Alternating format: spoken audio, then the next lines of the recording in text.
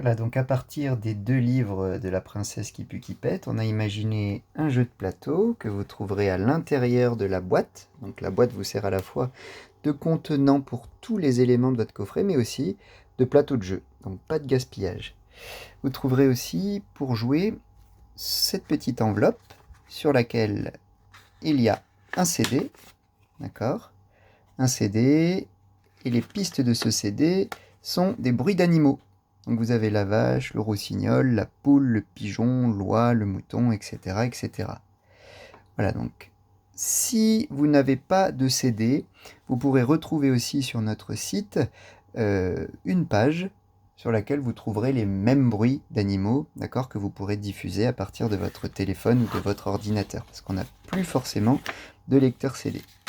Et à l'intérieur de l'enveloppe, vous avez tout simplement des images qui représentent des animaux. Et à chaque fois, vous avez des paires, d'accord? Parce que le jeu, en fait, c'est un memory sonore. Donc là, j'ai placé des cartes. Vous pouvez bien sûr adapter la quantité de cartes en fonction de l'âge des enfants.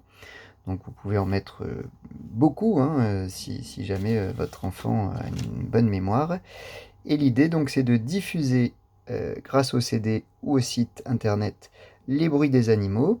Et l'enfant, après avoir entendu le bruit, doit essayer de trouver les paires de cartes. Donc là, par exemple, vous avez une poule et une oie, ce qui ne fonctionne pas, surtout si c'est un miaulement de chat que vous avez entendu. En revanche, si vous avez entendu une oie, vous pourrez trouver la paire et la récupérer. L'idée étant de récupérer le plus de paires possible pour gagner. Voilà. Vous avez aussi bien sûr la notice qui vous explique les règles et qui vous propose des adaptations pour faciliter ou au contraire complexifier les situations de jeu.